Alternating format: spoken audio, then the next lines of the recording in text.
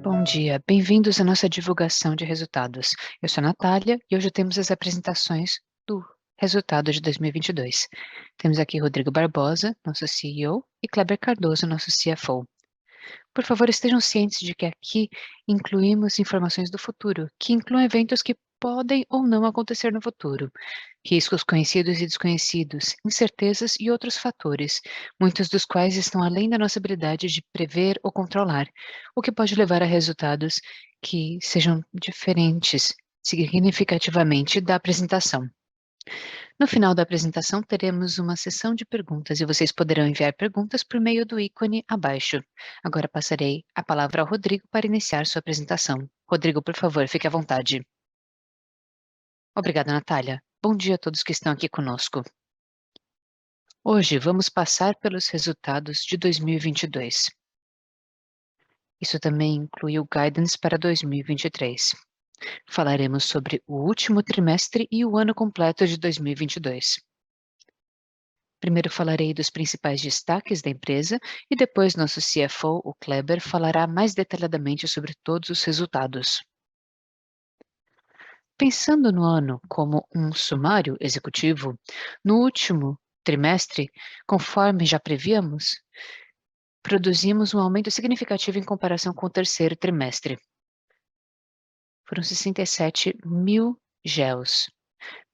Isso principalmente porque nós conseguimos aumentar nosso teor em Aranzazu. Tivemos um aumento de 9% em comparação ao terceiro trimestre.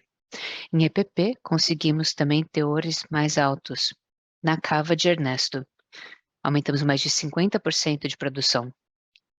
Por outro lado, tivemos momentos desafiadores em San Andrés, em que tivemos 13% menos produção por causa de alguns fatores. Isso ainda foi resultado um pouco de uma produtividade mais baixa de uma mina contratada no terceiro trimestre e que acabou afetando o quarto trimestre. Tivemos também o ciclo de lixiviação, que foi mais longo do que o esperado, e tivemos alguns desafios operacionais que acabaram levando a um pouco de redução da produção. No entanto, agora nós esperamos que no primeiro trimestre de 2023 haja uma recuperação, assim como os segundos, terceiros e quarto trimestres de 2023, com uma produção completa em San Andrés. Almas também é importante e continuamos evoluindo e progredindo. Estamos na hora certa, estamos dentro da verba e temos 92% de conclusão. Esperamos começar o ramp-up em abril deste ano e a produção comercial até julho deste ano. Com relação ao EBITDA, chegamos em 37 milhões de dólares no quarto trimestre. Para o ano inteiro, temos 134 milhões de dólares. Ainda estamos mais baixos que 2021, principalmente por causa do preço de ouro e cobre que está abaixo de 2021. Também tivemos aquele desafio em Honduras. O lucro líquido, por outro lado, não nos mostrou nenhum evento recorrente como em 2021. Então, nós aumentamos o lucro líquido em 53% em comparação com 2021. O custo de caixa do quarto trimestre foi de 826 para as onças equivalentes de ouro, o que é uma redução significativa de 15% em comparação com o terceiro trimestre, por causa de algo que nós sabíamos que ia acontecer em Aranzazu.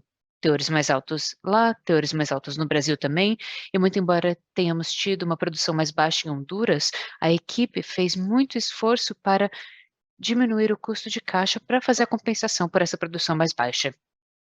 Uma coisa muito importante é que estamos falando sobre esses custos de sustentação. Estamos em mais ou menos $1.000 por onça equivalente de ouro. E para o ano nós temos 1.118. Nós compararemos com as médias da indústria e estamos no segundo quartil com relação ao GEO e com esse custo. Com relação à dívida líquida, nós mantemos nossa posição, mesmo pagando 10 milhões em investimentos, em dividendos, né? Foram 30 milhões de dólares de expansão de capex em Almas. Também conseguimos novos direitos de exploração em japonês e tivemos outros investimentos em geologia. Isso significa que reduzimos em 4 ou 5 milhões de dólares nossa posição de dívida líquida. Estamos agora em 77 milhões de dólares e estávamos um pouco acima de 80 milhões de dólares antes. O Kleber vai falar mais detalhadamente sobre isso. Outra coisa muito importante é que continuamos progredindo com os projetos para crescer, mas pagamos dividendos ano passado. Além da recompra de ações, nós tivemos 6% de retorno aos nossos acionistas. Foram 13,5% em 2021. Tivemos um excesso de caixa este ano. Pagamos um pouco acima da nossa política, mais ou menos 20% do EBITDA menos o capex de retorno. A partir de ontem, nós também anunciamos a aquisição de direitos minerários de cobre na área de Carajás. Nos próximos 3 a 4 anos, nós já esperamos ter uma exploração lá. Mais ou menos em 5 anos, estaremos prontos para a construção de uma planta. Há riscos envolvidos, não sabemos se virará uma mina, mas acreditamos que há um potencial fortíssimo aqui. Nesse caso, estaremos indo para uma área de primeiríssima linha com relação à jurisdição minerária. Com relação a liberações de mineração para 2023, esperamos ter 254.000 a 292.000 GEOs. Entre almas e outros, a gente vai ver uma melhoria em Honduras também. Não esperamos ter os mesmos problemas que tivemos em 2022. Por outro lado, teremos uma mudança de produção em EPP, e não esperamos altos teores em Ernesto, devemos ter teores normais durante o ano de 2023. Uma coisa importante é que em dezembro nós também fomos reconhecidos como Empresa do Ano no setor mineral Crescimento 2022 pela Brasil Mineral por causa do crescimento. Então o mercado está reconhecendo o nosso crescimento. Não só crescemos quase 100% nos últimos 5 anos, mas projetamos crescer mais 86% nos próximos 3 anos. Isso por meio dos nossos projetos que estão entrando em operação, por exemplo, Almas, Borborema no final do semestre, Matupá, e quando todo mundo estiver produzindo, nós estaremos próximos de 450.000 onças até o final de 2025. No final do trimestre, também continuamos fortalecendo a cultura 360, algo importante para todos os colaboradores no dia a dia. Estamos trabalhando com muita transparência, muitos valores éticos, e toda decisão que fazemos, precisamos entender com relação a ela qual será o impacto no ambiente e na comunidade e nos colaboradores. Levamos em consideração todas as questões de segurança e valores éticos. Nós já lançamos uma nova mandala no Aura Day no ano passado, mas eu gostaria de convidar a todos que vissem como nós tomamos as decisões dessa mandala. E é isso, para quem não viu a mandala no Aura Day, nós fizemos uma melhoria da mandala de comunicação para facilitar para todo mundo que trabalha conosco a visualização desses valores que nós preservamos. Conforme alguns dos senhores já viram, na Aura nós descentralizamos muitas das decisões, o que significa que empoderamos os gestores locais para tomar decisões técnicas e melhorar as operações.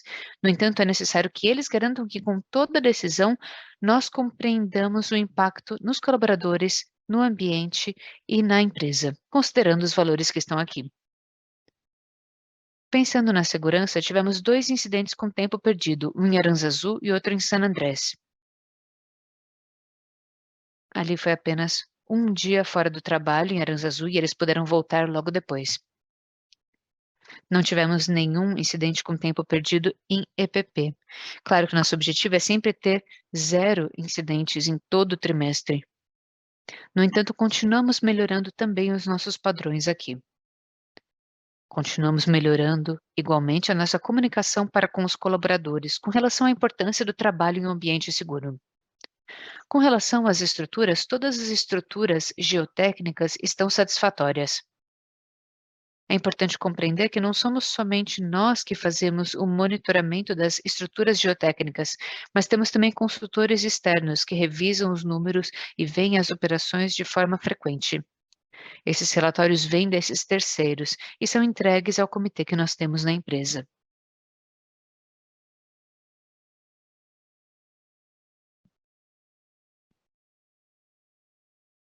Agora, então, passando um pouco mais para a produção, como podem ver, tivemos a segunda maior produção trimestral. Foram 68 mil onças de equivalente de ouro. Tivemos 78 no último trimestre de 2021, mas como eu falei, é uma melhoria com relação ao primeiro, segundo e terceiro trimestres de 2022. Como vemos à direita, em Aranzazu tivemos teores mais altos, como eu falei. Em San Andrés foi mais desafiador. Em EPP também tivemos teores mais altos de Ernesto e aumentamos a nossa produção chegando a 68 mil onças de equivalente de ouro. Com relação ao custo de caixa, tivemos 826 equivalentes, onças de equivalente de ouro, e para o ano 897, o que está do lado alto do guidance, principalmente por causa da produção de Honduras. Em Aranzazu e EPP, ficamos bem alinhados com o guidance, não ficamos abaixo.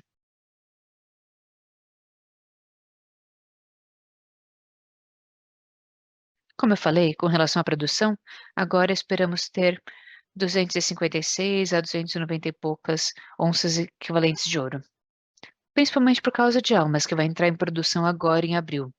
Teremos produção comercial também até julho deste ano.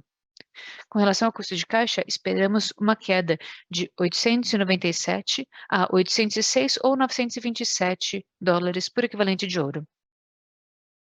No entanto, conforme o Kleber vai falar, haverá uma mudança contábil em alguns dos custos por causa de um novo contrato de mineração que nós temos em EPP.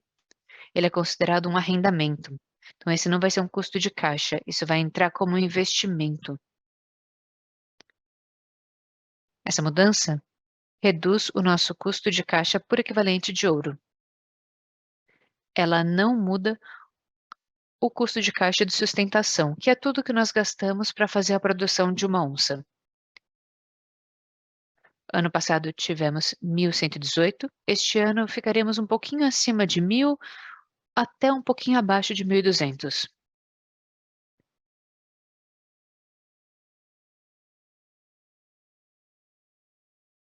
É o segundo quartil, quando fazemos uma comparação com a média da indústria.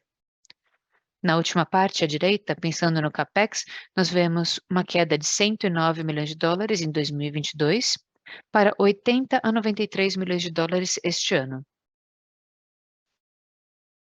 É importante destacar que em 2022 tivemos a maior parte do CAPEX para almas. Ainda tivemos um CAPEX restante para 2023. Em 2023, não estamos incluindo a construção de outros dois projetos, que nós adicionaremos após a aprovação do Conselho, e nós esperamos que isso aconteça até o final do semestre. Com o custo de caixa de sustentação, a gente vê um aumento de 34 a 40, principalmente por causa de almas, que agora está entrando como produção. Isso aumenta o CAPEX relacionado a almas, e é por isso que o CAPEX de sustentação vai ser mais alto.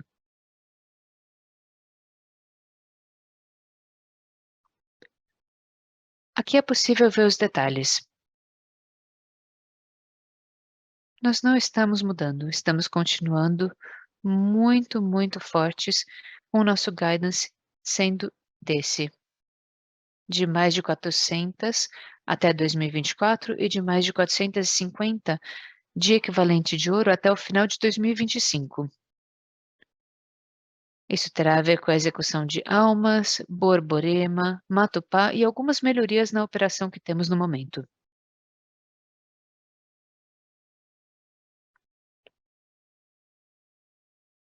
Estamos empolgados com o comissionamento de Almas. Conforme eu falei, temos uma conclusão de 92%, 100% de licenças, 100% de engenharia, 100% de contratação e construção, na verdade, construção 85%. E nós esperamos começar o comissionamento e o ramp-up em abril deste ano. Esperamos a produção comercial até julho. Pensando no custo de sustentação, nós tivemos um aumento em comparação com o estudo de viabilidade, principalmente por causa da inflação que nós tivemos nos últimos 2 anos. No entanto, ainda estamos abaixo da nossa média. Com a produção dos projetos, seja Almas, Borborema e Matupá, nós conseguiremos melhorar o nosso custo de caixa em comparação com o que temos hoje. conseguiremos ficar mais favoráveis com relação à tabela que veremos nos próximos slides. Conforme podem ver, estamos aqui falando do custo de sustentação. Estamos no segundo quartil, próximos a $1.100 desse custo de caixa de sustentação. A indústria está subindo nesse fator por causa da inflação. Nós sofremos o impacto da inflação, mas estamos conseguindo compensar isso parcialmente, o que está nos ajudando a ficar no segundo quartil, pois estávamos próximos do terceiro quartil há 3 ou 4 anos, e agora estamos no segundo. Também esperamos continuar melhorando isso nos próximos 3 anos com os projetos que estão entrando em operação, porque as condições serão mais favoráveis para a operação e o custo de caixa será mais baixo. Kleber, passo a palavra a você. Daqui a pouco eu volto para as perguntas. Obrigado, Rodrigo. Oi, pessoal. Vamos começar com um resumo das principais KPIs financeiras para a empresa nos últimos trimestres. Como podem ver, no quarto trimestre de 2022, nós vemos uma recuperação dos números financeiros da empresa. Temos receitas líquidas passando de $100 milhões no quarto trimestre de 2022. Vemos também o EBITDA ajustado aumentando para $37 milhões, era 17 no anterior. Um destaque são os preços dos metais no último trimestre do ano anterior. O preço médio por onça vendida era 1.730, ou 17,13. Isso mudou bastante no quarto trimestre. Se os preços de metal continuarem como estão, nós devemos ver um resultado mais favorável no próximo trimestre também. Pensando no lucro líquido, tivemos $12 milhões este trimestre, em comparação com quase zero no anterior. E por fim, pensando em dívida líquida, vimos uma redução dessa dívida no quarto trimestre em comparação com o trimestre anterior, passando de $81 milhões a $77 milhões. Isso apesar do pagamento de $10 milhões de dividendos e os investimentos de mais de $30 milhões em expansão. Isso foi principalmente para Almas, mas também teve a ver com direitos minerários em outros locais. Esse foi o trimestre em que nós investimos mais em atividades de exploração. Na próxima página, nós vemos uma explicação das diferenças que nós temos do EBITDA ajustado para o último trimestre do ano. Como vimos, tivemos $37 milhões de EBITDA ajustado. O principal item que teve um impacto no lucro líquido foi a amortização e a depreciação, em $18 milhões no trimestre. Esse número é mais alto do que a média, que já relatamos nos trimestres anteriores, que era próximo a $9 a $10 milhões. $18 milhões é mais ou menos 8 milhões acima dos trimestres anteriores, isso por 2 motivos. Primeiro, uma produção mais alta em EPP. Conforme eles produzem mais onças, isso tem um impacto no nosso P&L, e nós vemos mais depreciação. O segundo impacto é a depreciação de outros arrendamentos de capital, também em EPP. EPP, no meio de 2022, assinou com um novo acordo, com uma nova contratada que é diferente dos anteriores. Tem 2 componentes nele. Número 1, o EPP é cobrado de acordo com o fornecedor, e na segunda parte do contrato, também existe um faturamento de acordo com os equipamentos arrendados para a operação. De acordo com as regras de IFRS, a parte do faturamento relacionado ao arrendamento de equipamentos deve ser capitalizada. Por isso que isso tem um impacto na depreciação. Isso explica outros $4,5 milhões no último trimestre. Para 2023, nós esperamos ver essa depreciação mudar. Ela será mais alta. Que em 2023 a gente vai fazer a capitalização de mais ou menos $14 milhões desses pagamentos de arrendamentos em EPP. Isso também explica porque, do ponto de vista contábil, o custo de caixa de 2023 vai ser reduzido em comparação com 2022, conforme o Rodrigo estava mencionando com relação à página de guidance. Tem também resultados financeiros, outros resultados, despesa de imposto de renda, e isso ficou bastante alinhado com a nossa expectativa, bastante alinhado com os números. Nosso lucro líquido no final do trimestre foi de 13 milhões de dólares. Aqui a gente tem uma análise detalhada para entender a posição de caixa durante o trimestre. Do lado esquerdo, a gente vê a posição de caixa no início do trimestre a 121 milhões de dólares. E daí nós vemos os ajustes, que são o caixa gerado pelas 3 operações minerárias sem investimentos em expansões e sem exploração para encontrar novos depósitos, como seringas, ou para aumentar a vida das minas. A gente viu que foi um trimestre forte. A gente teve 47 milhões de dólares desse fluxo de caixa, além do EBITDA de 37. Nós vemos uma quantidade significativa de caixa aqui. Isso vem tanto da redução de stockpiles em EPP, que era parte da nossa estratégia, e também de melhorias em todas as unidades de negócios. A gente vê 30 milhões de dólares no meio do gráfico relacionados a investimentos em crescimento. Tivemos almas aqui, mas também tivemos expansões relevantes nesse trimestre. Do lado direito, nós vemos principalmente os dividendos de 10 milhões de dólares, o que nos leva a um caixa equivalente de 128 milhões de dólares no final do trimestre.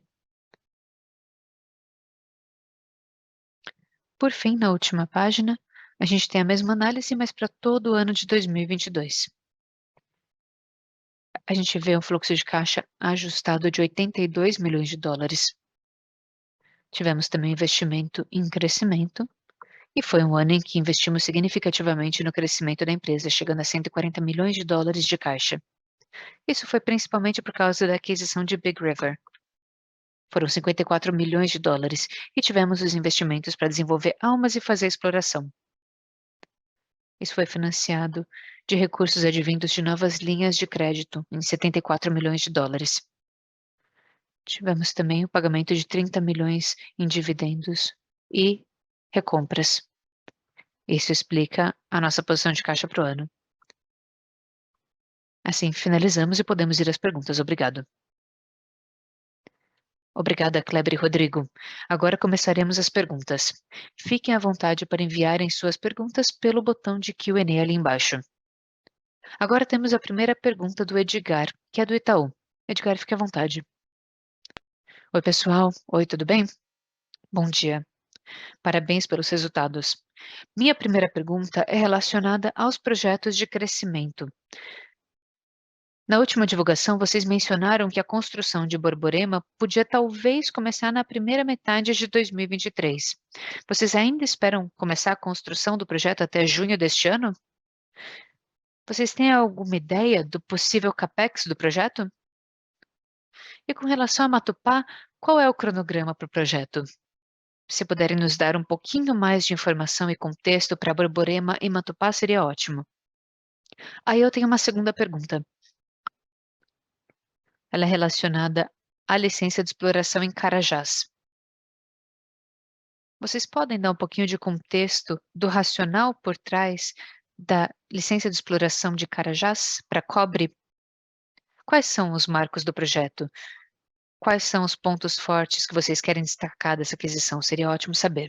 Obrigado. Obrigado a você, Edgar. Em primeiro lugar, você perguntou sobre Borborema e Matupá. Em Borborema, nós continuamos a esperar começar a construção até o final do semestre. Nós temos esses dados internamente, mas ainda não podemos divulgar o CAPEX. Nós estamos nos afunilando.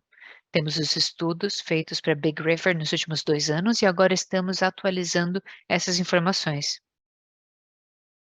Também estamos vendo como podemos melhorar os nossos retornos por meio da otimização do CAPEX. e do sequenciamento de minas. Estamos rodando esses modelos internos e esperamos poder discutir essas informações mais detalhadamente até o final do semestre. Você perguntou também sobre Matupá.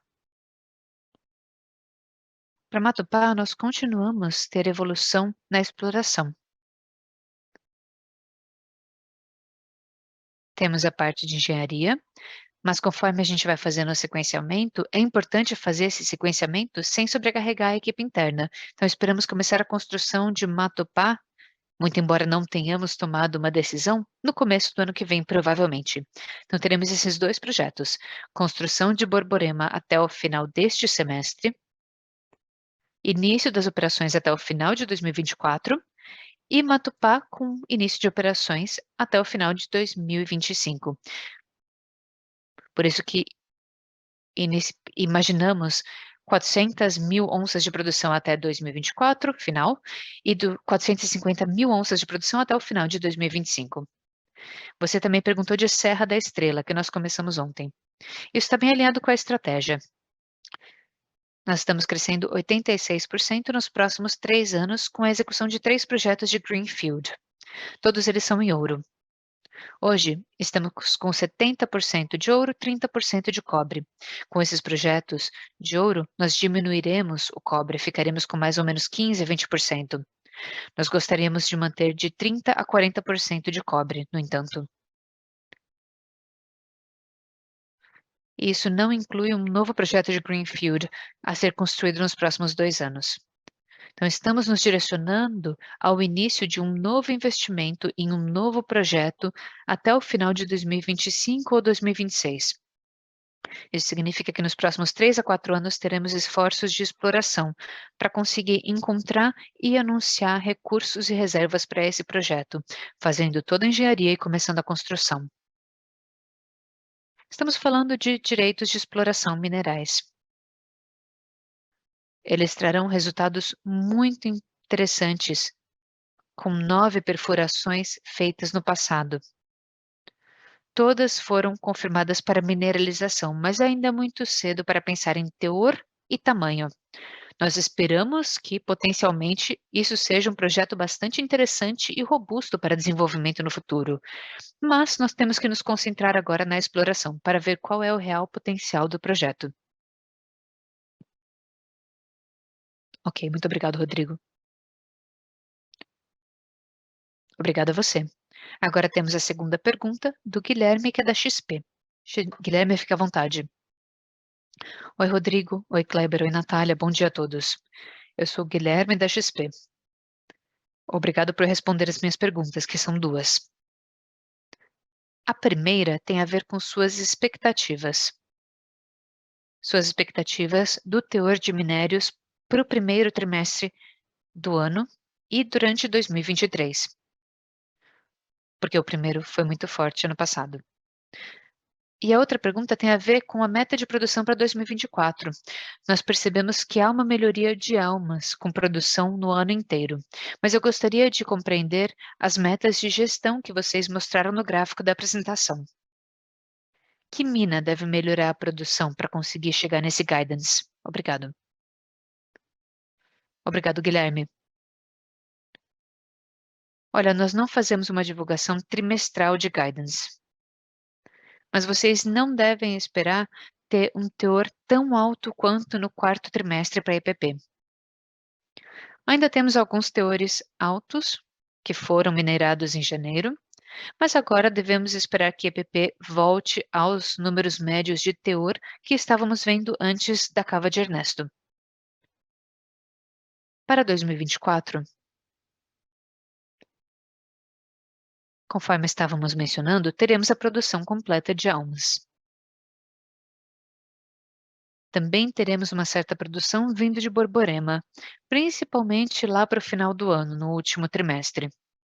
Analisando isso e pensando em algumas melhorias que projetamos ter em EPP e também em Honduras, nós atingiremos o nosso guidance de 400.000 onças.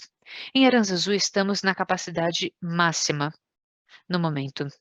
Os teores devem continuar no mesmo nível, talvez com melhorias pequenas. Estamos trabalhando em algumas coisas, mas isso será mais marginal para o crescimento. Então, veremos algumas melhorias em EPP e Honduras, mas principalmente em Almas e Borborema. Obrigado. Obrigada. Agora temos a próxima pergunta de Rabi, que está se conectando. Então, aguardem apenas um segundo, por favor.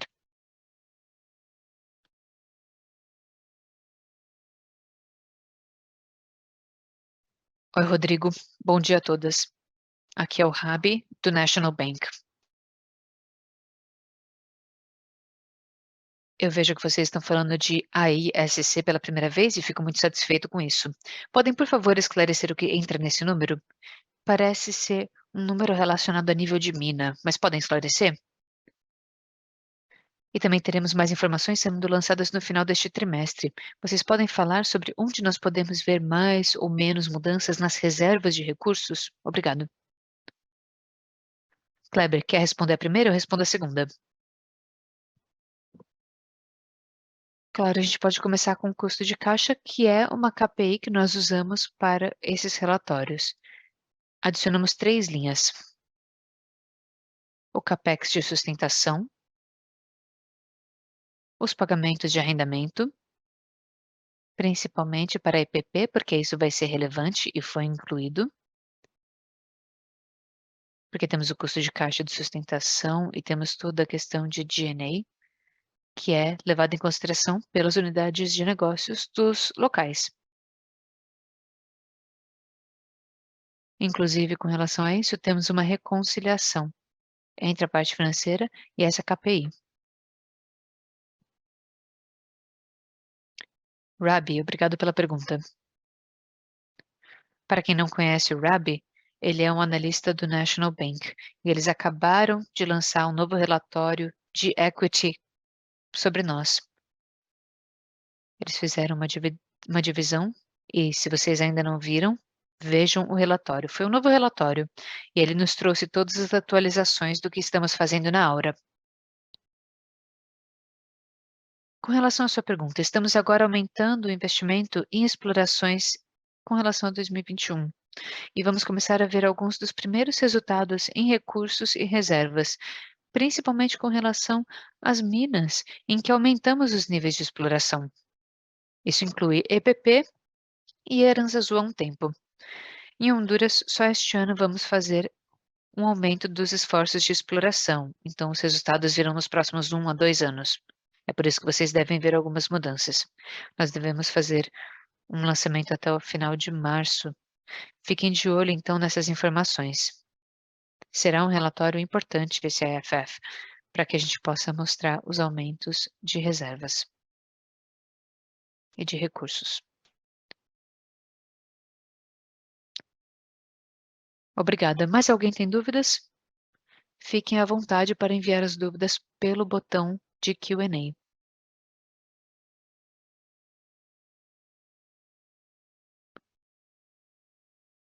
Não temos mais nenhuma pergunta.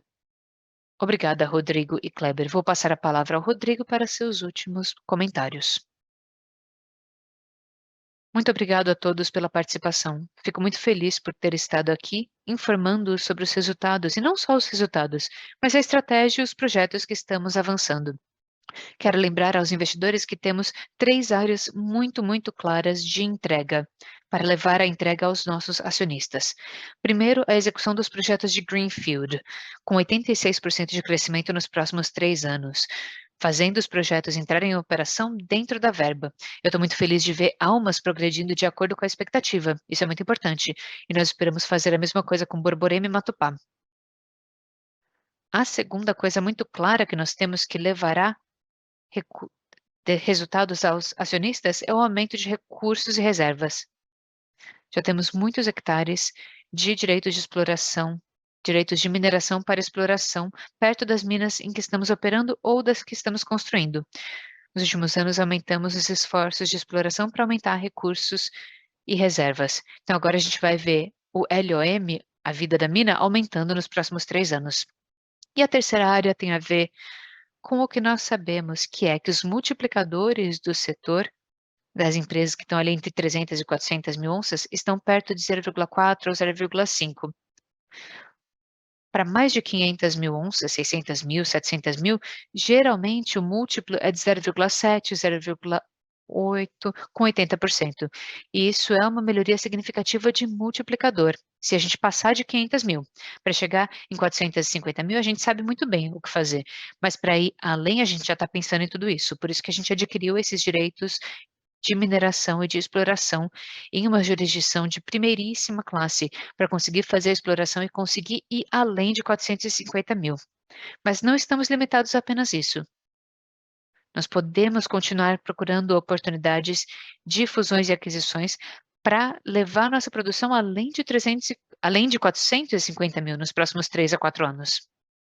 É isso, continuamos progredindo e fizemos tudo isso pagando dividendos, 13,5 mil. Fica perto de 13 milhões de dólares entre isso e recompra. Nós podemos esperar continuar nossa política disso. Apesar de alguns desafios, porque tivemos desafios operacionais, continuamos oferecendo resultados nos projetos e para os acionistas. E estamos agora anunciando esse grande pipeline de crescimento, que foi o que fizemos durante o IPO. Obrigado a todos. E a última coisa que eu queria falar é de algumas coisas que estão por surgir. E vocês devem saber de tudo isso. Número 1, o comissionamento e o início de ramp-up de almas. Além disso, até o final de março, teremos um novo AIF com novos recursos e reservas da empresa. Depois teremos a construção inicial de Borborema e o estudo de viabilidade até o final do semestre. O estudo de viabilidade um pouco depois do início da construção. E também para Matupá, nós começaremos a construção até o começo do ano que vem. Então tem muita coisa acontecendo para a Aura. Esse ano é muito importante com o projeto que vai entrar em operação. Isso vai oferecer o crescimento que nós prometemos ao mercado, por isso é tão importante. Muito obrigada a todos e nos vemos em breve.